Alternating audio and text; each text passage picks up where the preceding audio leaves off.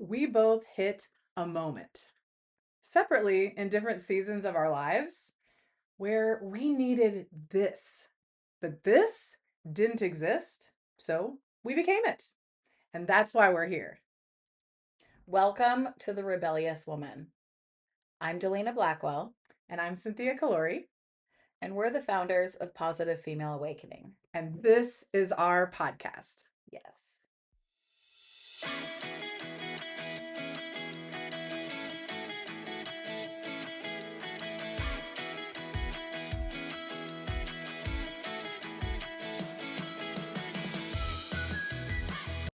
All right, Delina. All right. This is our first episode. Welcome, Yes. everyone. And we're so excited because on this podcast, we drink wine. We are your girlfriends hanging out on a Friday night. And I don't know about you guys, but when we do that, we have a little bit of wine. Yes, we do. Yeah. And tonight, we are featuring Austin Hope. It's a rosé. And if you don't know about Austin Hope, they're in Paso Robles and they're amazing. Absolutely amazing. And we're so lucky because we have these beautiful wine glasses that have our Positive Female Awakening logo. And I'm going to pour us some wine before we get started. Fantastic. Yeah, they are one of our favorites.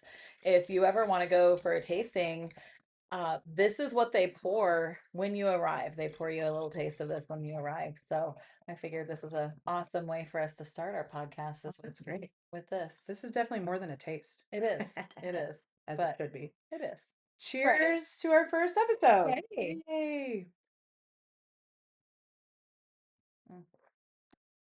Yummy. Oh, that's so good. It is. Right. Awesome. Nice and light. That Perfect. is really nice and light. Perfect. All right. So how did we get here? You know, people have been asking, and it's been happening for a while. When we went to the bank, when we set this up, when we went to the county assessors to set up our business, our friends, our family, people are like, what are you two doing? So I think it's time we tell our story. Absolutely. Well, first of all, I kind of want to start off that we've been friends for a little over 16 years, and we've had kind of a unique relationship, by which I mean we met at work, right? We've had a lot of different types of relationships where I was a mentor, trainer. We quickly bonded, became friends, and continued our friendship when we were no longer working together. With that, though, we have really seen and supported each other through a lot of growth cycles in our life. Yes. Yeah. For those of you that follow us already and you get our newsletter, you maybe see us on social media, you already know April's theme.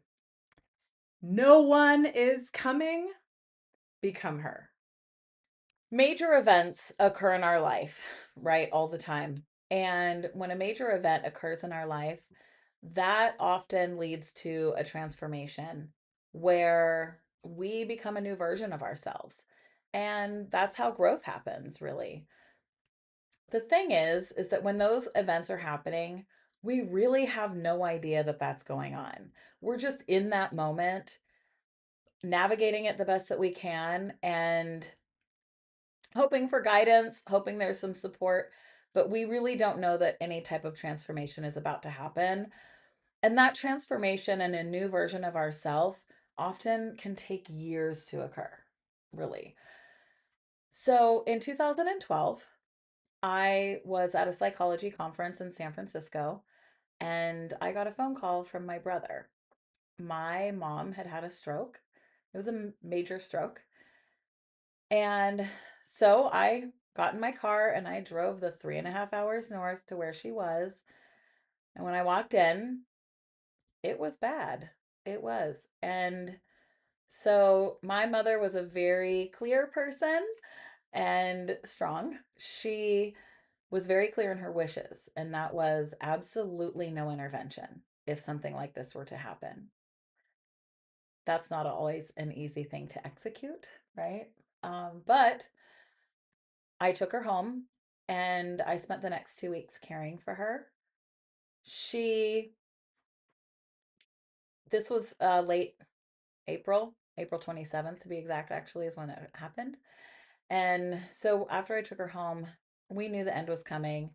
And I begged her to not pass away on my anniversary. My anniversary was coming up, and I really did not want to have the passing of her and my marriage anniversary be on the same day. And she waited. Mm. I know. She waited a full 24 hours. I was laying on the floor. I was exhausted. There were some cushions on the floor that I had put there, and I was laying there and I dozed off, and she took her last breath on May 15th. Um, I was broken. I was lost. I was only 36 years old. Wow. I don't even know how to follow that. um, wow, that was impactful. It was. Yeah, It still is. yeah, I Um, can feel it. I yeah. know. Um, I need a glass of wine. yes. I need a drink. Yes. Ooh. The thing is, Cynthia, is that grief and loss, they happen in lots of different areas of our life. We know the ones that are going to impact us that way, like a passing of a loved one. We expect that. But there's a lot of different areas where impactful major moments will occur that change the trajectory of our life, that will cause a ripple, that will cause some sort of transformation for us. In fact, I remember another time that I was sitting in a California pizza kitchen restaurant, and we were getting ready to go shopping. I Mhm. think one of the things we love to do. And I received a pretty impactful phone call from you. Yeah, I remember that phone call. I prefer not to remember the phone call, but here we are. This is a difficult story for me to share, so I'm going to do my best. And I was in a relationship at this time, and one moment it was this loving, beautiful relationship, and in an instant, it became an abusive relationship. And Zelina was the first person I called even before the police. She actually called the I did. police. She Mhm. did. And I was in shock. And I remember, unfortunately, like most women, I didn't leave right away. And I went back and I remember she actually told me, and I'll never forget this moment and these words, that she said, if you don't leave, he's going to kill you. Yeah. So I left. And thank goodness, I'm grateful to this day that we remained friends and grew closer because Mhm. fast forward, years Yes. later, I was in another relationship and he cheated on me. And like most women, I forgave him and I gave him a second chance. And he cheated again. So I left. And that's about all I did. I remember feeling broken. I didn't want to admit it, but I was very lost inside, but I wasn't showing it outwardly right away anyway. And I was only 37 years old. Man, our late 30s are rough. They are. They Oh my are. gosh. I think our mid to late 30s are just a really big time of change. That's that's a given. And that's where we start having our transformation. For me, I lost my everything, and I started searching. I was searching for almost a replacement, even though I know no one can replace her ever, but I needed an elder woman, a woman that could help me and guide me to the next phases of my life. I didn't know how to do it on my own, and I needed a mentor. And don't get me wrong, I had a mentor in my career, a male mentor, but that's different. I needed a woman. And I honestly, I hope that maybe some of her friends would step up and fill that role for me. But they lost someone too. And that wasn't their responsibility to fill that for me. The thing is, with all the searching and all the waiting, nobody came. It's really wild because Mm. different seasons, different experiences, but yet the uh the alignment of what we were going through is just really wild. Because I remember going through that same searching phase. Now, I'll admit the first time I was like, I'm fine, turned down therapy and moved on. Totally never dealt with it. But when I went through that breakup, I was really lost. And I remember I was trying to do everything I could to search outside of myself for help. So I was really trying to help myself. And I remember reading all the self help books. I was listening to the podcasts. I was watching the inspirational videos and the motivational videos and doing the workbooks, taking the quizzes. And it was all outside of myself. I just felt like I was grasping at straws, and I definitely fell into a deep depression. And I realized there was nothing out there. No one was coming to save me. It's true. Nobody's coming. And that's a harsh realization, I isn't need it? another drink. I know, right? That is cheers. No one's No, coming. nobody is coming. And so something my mom always did, and she was, if anyone that knew her, which I really wish you could have known her, uh, but she always had this thing where if something was really important to you, or if there was a path forward that you couldn't seem to get to, that you had to create it yourself. She was one of those women. Yeah, hey. And it's true.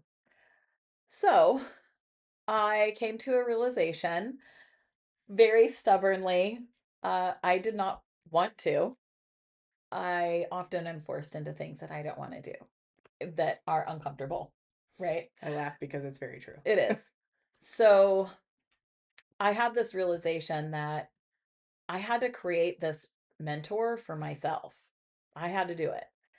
And I had this little mindset of, okay, fine, I'll do it myself then. I'm sure a lot of you have had that moment, maybe often if you're like us, like, fine, I'll just do it myself then. But really, it was kind of like my little fuck you to the universe for not sending somebody because I was kind of angry Yeah. about that. I wanted somebody and I felt like I really needed that. It's been a long process. These are not easy things to do, and it's not like I just woke up and said, "This is what I'm doing." No, it was journaling and really working through this mindset and this little attitude that I had of really expecting somebody to show up, and then really then coming back to that realization again that nobody is coming, and I really did have to create it for myself. So it was kind of a back and forth. It didn't happen overnight.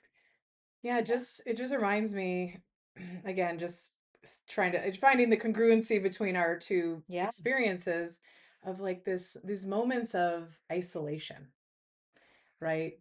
Where you whether in her, as you were mentioning, it was almost like a situation of you were forced to be isolated even though you were trying to find this person. And my what happened to me, I I was having such a difficult time keeping up this facade that everything was okay that I didn't realize I was slowly starting to self-isolate. And I was really beginning to hide it because I was Mm. ashamed. I was embarrassed about what happened. And it took a long time to realize, and a lot of help, that it wasn't my fault.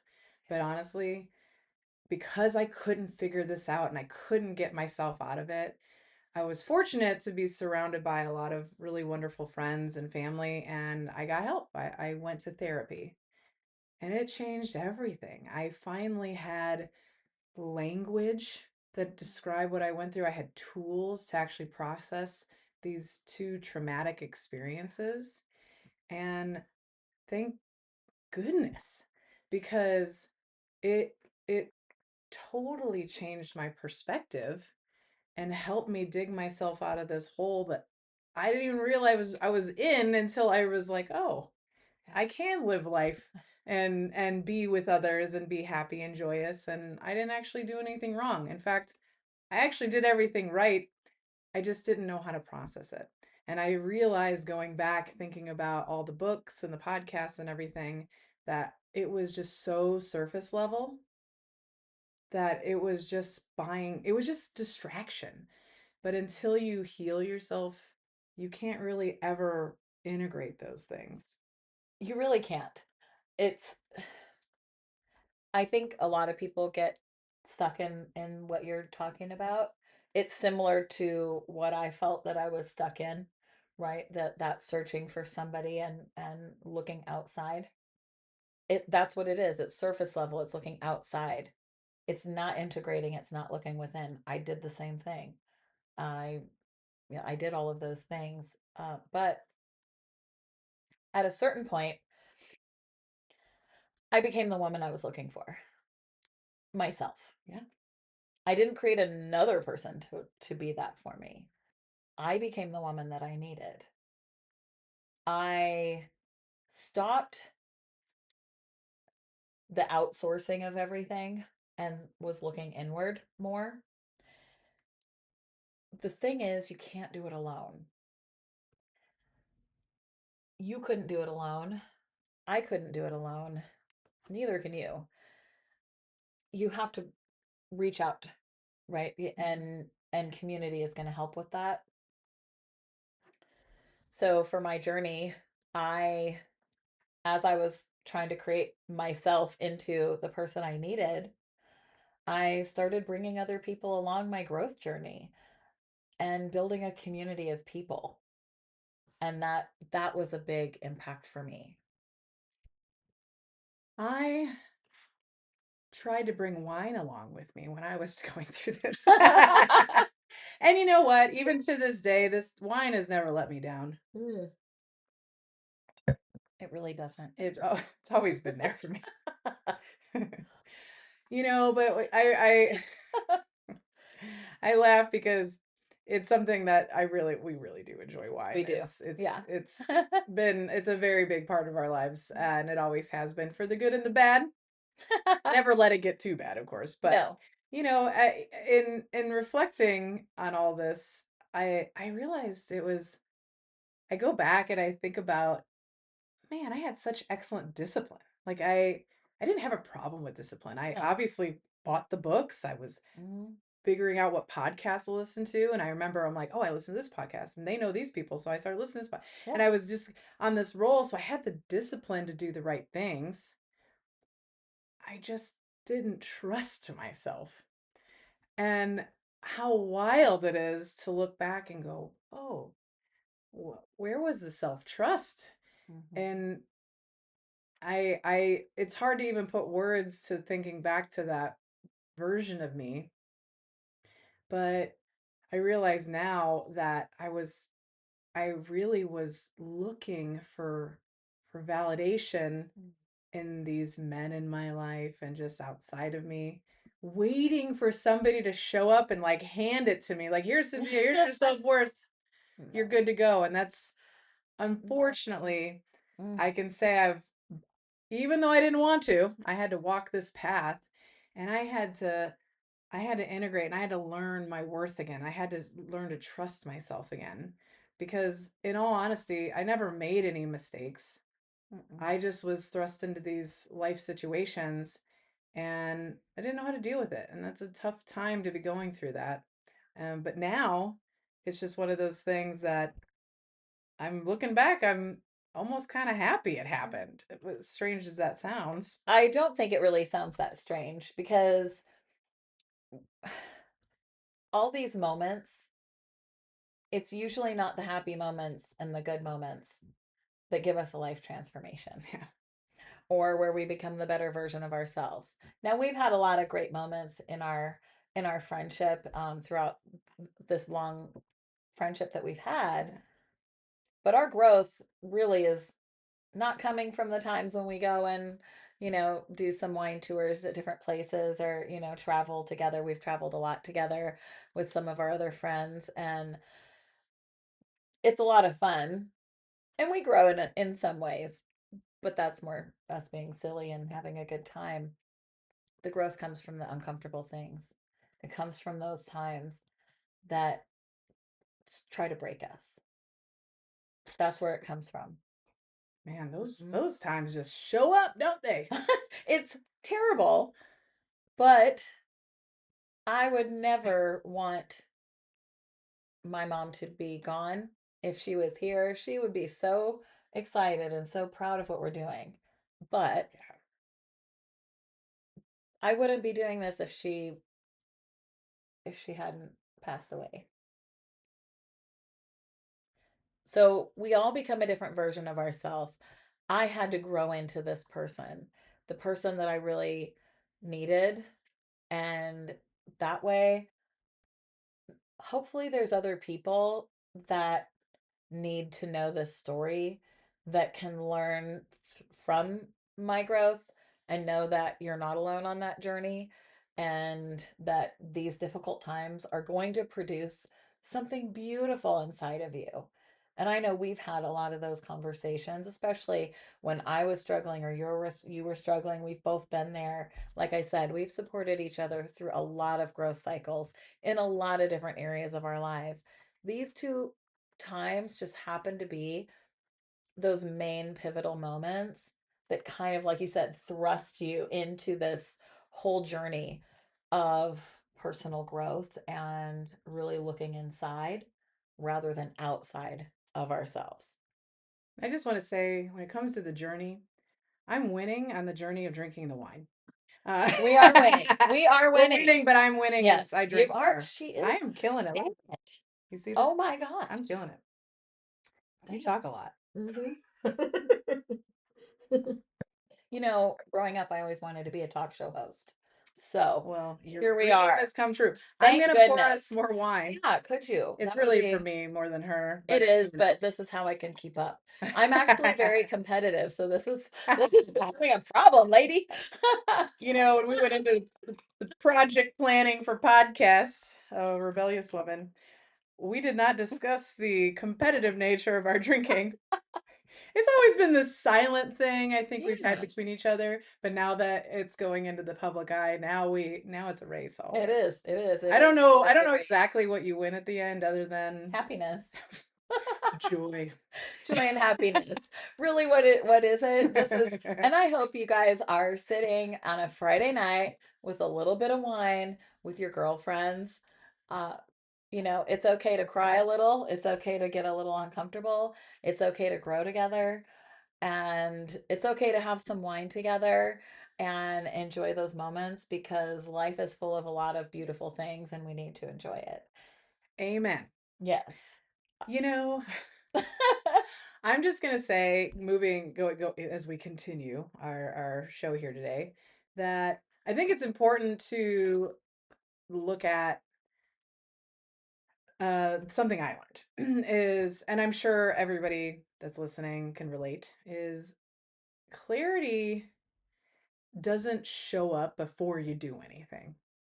Because I know that was a very difficult lesson. Like, it was like this waiting, a waiting and waiting for. I'm like, but I'm reading all the books. I'm doing all the right things. Yeah. why isn't it showing up? And it wasn't until I took a step, I took a bold action. I had to make a tough decision. And that's when clarity showed up. And I think that's a really important lesson.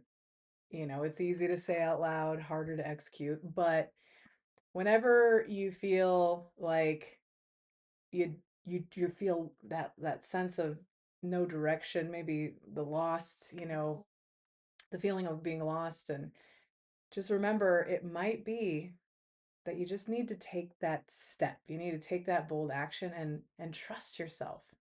Trust yourself because that's the whole theme of this month. Absolutely. You already know. We already know. It's We in do. here. It's just if you're like us, you might be stubborn. You might, I'm very stubborn. I know.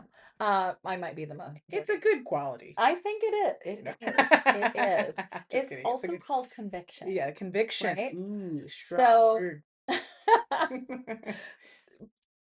my point with that is a lot of us are going to feel that stubbornness because we're very comfortable in what we know. You can be comfortable in something that isn't good for you. You can be, right? You can be comfortable in grief. You can be comfortable in a relationship that is not healthy. We could go on and on about the things that we could be uncomfortable with. My point is that if we're uncomfortable, we might be a little bit stubborn to take the step that we know we need to do. And that's where that self trust comes in.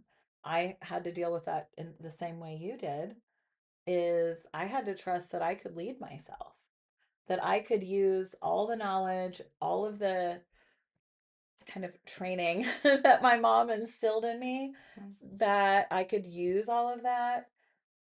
And basically, she did give me all the tools. She really did. I was fully equipped with everything. I just didn't want to do it without her. That's all. I didn't want to. And that is a strong quality that I have. If I don't want to, I am going to be stubborn about it. But at a certain point, I had to trust those tools, trust that the timing, whether I liked it or not, the timing was it and it happened and there was no changing it. Yeah. So that self trust is huge. And it's so important that we start to listen to it. In the end, we couldn't find the space that we needed, that we were both looking for. So we built it. We created Positive Female Awakening and we created the Rebellious Woman podcast out of all of this that we've just shared with you today. And this is a living expression of what we've gone through. I didn't find a mentor. I didn't find a guide. I didn't find the elder woman that I was looking for. So I became the woman that I needed. This isn't about outsourcing and looking for something, it's about looking within.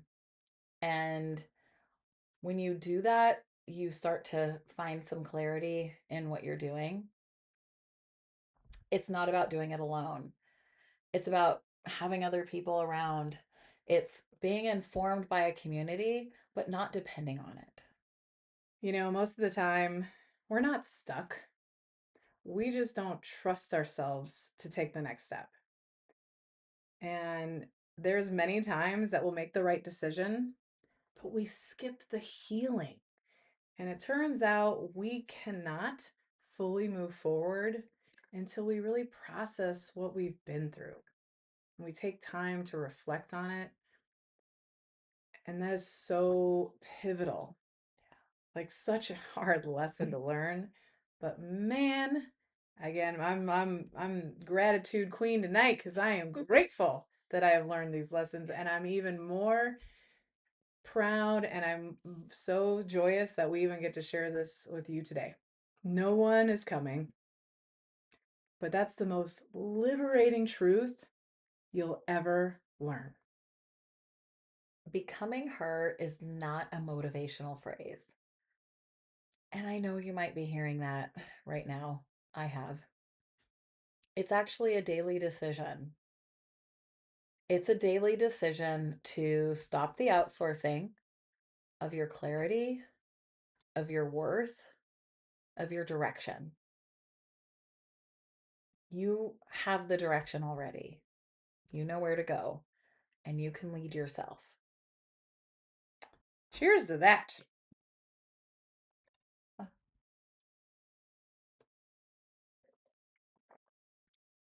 Am I winning? No, we're It's a tied. tight race. We're We tied. are tied. Totally tied.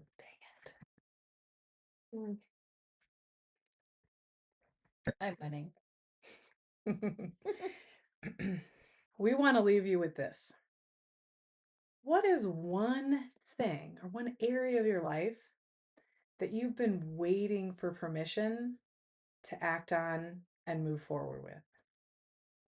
Stop waiting for her to show up. She's not coming from the outside. She's already here. So let's become her together. Yes. Cheers. Cheers.